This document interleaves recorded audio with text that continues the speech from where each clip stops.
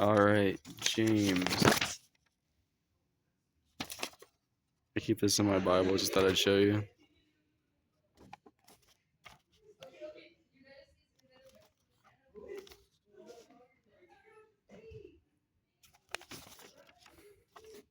Anyway, James. Salutation. Yep. James, a servant of God and Lord Jesus Christ, the 12 tribes, virgin greetings. My brothers and sisters, when you face trials of any kind, consider it nothing but joy, because you know that the testing of your faith produces endurance, and let endurance have its full effect, so that you may be mature and complete, lacking in nothing. If any of you is lacking in wisdom, ask ungrudgingly, and it will be given you. But ask in faith, never doubting. For the one who doubts is like a wave of the sea, driven and tossed by the wind. For the doubter, being double minded and unstable in every way, must not expect to receive anything from the Lord. Poverty and riches. Let the believer who is lowly boast in being raised up, and the rich in being brought low, because the rich will disappear like a flower in the field. For the sun rises with its scorching heat and withers the field. Its flower falls, and its beauty perishes. It is the same with the rich. It is the same with the rich. In the midst of a busy life, they will wither away. Blessed is anyone who endures temptation, such a one who has stood the test and stuff. Yep. This one's important. I'm gonna teach you a very important one. It is very important.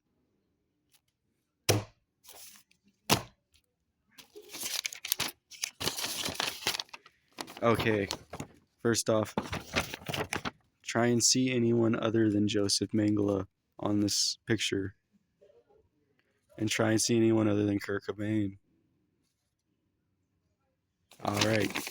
Now that we've got that out the way, which had nothing to do with anything, this is how we get. I kind of did because okay. So apparently, Funtime Freddy, and yes, the Funtime Freddy is Joseph Mengele. That's what I figured out.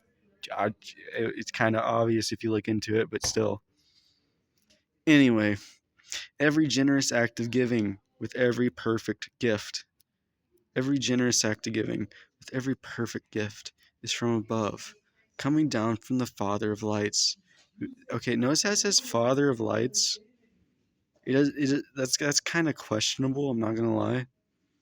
Like Father of lights? Like you just assume God by default, but like it's never mentioned who the Father of lights is, so you just have to assume it's God. So like that was kind of weird. And normally, I would just think it's weird, like a Bible translation that like whatever. But here's the thing: it's New Revised Standard Version. Okay, it's a standard version, yes, but it's a revised standard version. New is the New Revised Standard Version, which I assume was just New Revised. Like it's revised and that's new. A new revised standard version. Anyway, so you'd assume they got this one right by default, but like, anyway, Father of Lights. That one's just that could be anybody. I'm not gonna lie. Like maybe it's like some random light, like Father of Light. Maybe it's like I don't know. It could be Thomas Edison for all I know. Anyway, every generous act of giving with every perfect gift is from above, coming down from the Father of lights, with whom there is no variation or shadow due to change. In fulfillment of his own purpose, he gave us birth by the word of truth, so that we could become a kind of firstfruits of his creatures. Okay, very important. One more time, let me explain this. So, every generous act of giving with every perfect gift. Okay, so we're gonna figure out how to get a perfect gift or give a perfect gift. Every generous act of give with every generous act of giving with every perfect gift is from above, Okay, so that's when you get a perfect gift. It is from above. So you just know that's from above if it's a perfect gift. Coming down from the Father of lights. Okay, so it came from the Father of lights at that point if you gave a perfect gift. Let's put it that way. That's how you'll know it's a perfect gift. If it seems like it is from above and from the Father and something to do with the Father lights, you know it's a perfect gift. Let's put it that way. So that's how you check your notes. Anyway, so how do you get a perfect gift? How do you give a perfect gift? Well, here we go. With with whom there is no variation or shadow due to change. All right. So you cannot like have variation on your own thoughts on this one. Like you know it's for them. Okay.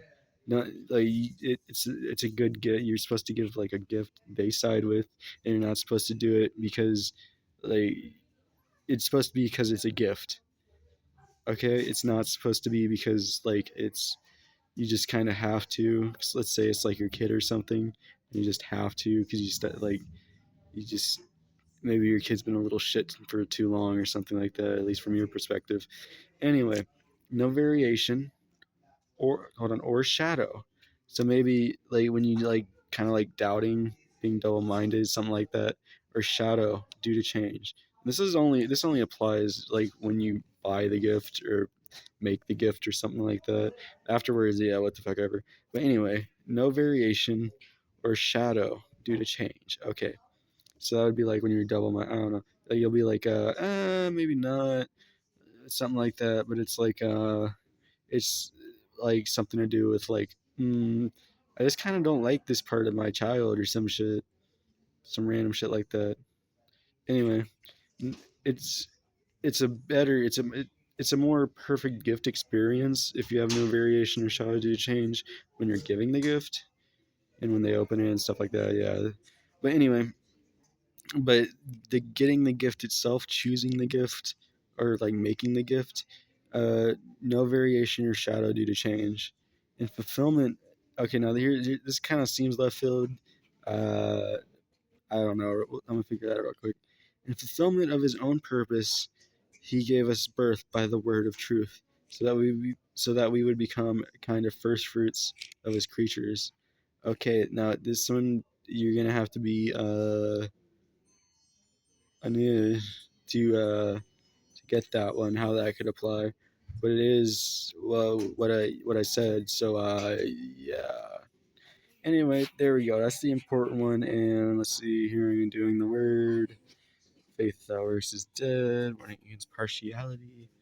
Partiality is kind of important to gift giving. Just saying. Uh, do you favoritism? Do do do do do. Fucking looking for shit. I can't find anything good. That's not shit. I mean, it's not shit because it's the Bible. I'm talking about like for this specific one, like anything that relates to maybe there is. Okay, well, it's Star Wars. Probably does have something like that. Who would know? Probably not me, cause I'm a peasant from a peasant planet or some shit. That's only just headcanon if you look at it that way. But I don't see anything. Let's see. Stand there, sit at my feet. Press you, drag you into court, invoked over you. You, neighbor's self, or whoever keeps. Okay. Oh, here we go. That one by default. You should love your neighbor as yourself. Like, so no variation or shadow to change. If you're buying something for yourself, um, you love your neighbor as yourself, I guess. Like, you know when you want something, and you know when there's not going to be variation or shadow due to change from your perspective or in your mind or something like that. You know when you want something. Sometimes you just randomly do want something. So no variation or shadow due to change. So every generous act of giving with every perfect gift is from above, coming down from the Father of lights, with whom there is no variation or shadow due to change. And that would be a perfect gift. So yeah. And let me just make sure there's nothing. But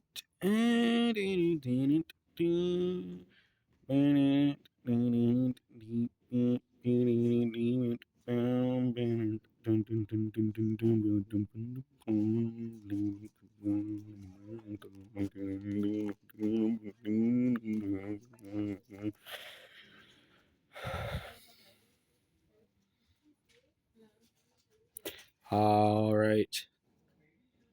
I'm pretty sure that's it. If you find something in here that would help, it's got to be specifically from James. That's what I'd assume, because this is the obvious one if you look at it that way. I mean, like, you might not. I don't think you're gonna be able to get anything from like Jude. Maybe you can. Say it's possible, but anyway, yeah, James. James 1:17. That's how you get a. That's how you give, get, know, or presume, suppose that it's a perfect gift. So, stuff like, yeah, you get the idea. All right, and let me just do something real quick. I could not be bothered to stop recording right now. Somehow I'm too lazy for that one. Sloth, I guess. There we go. All right.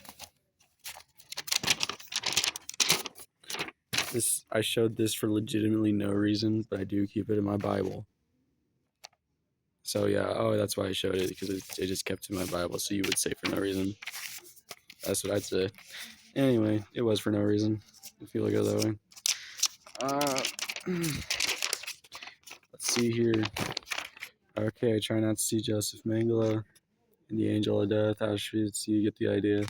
And I don't know. I just noticed that one day. The voices in my head told me, I guess, and I was just like, "What?"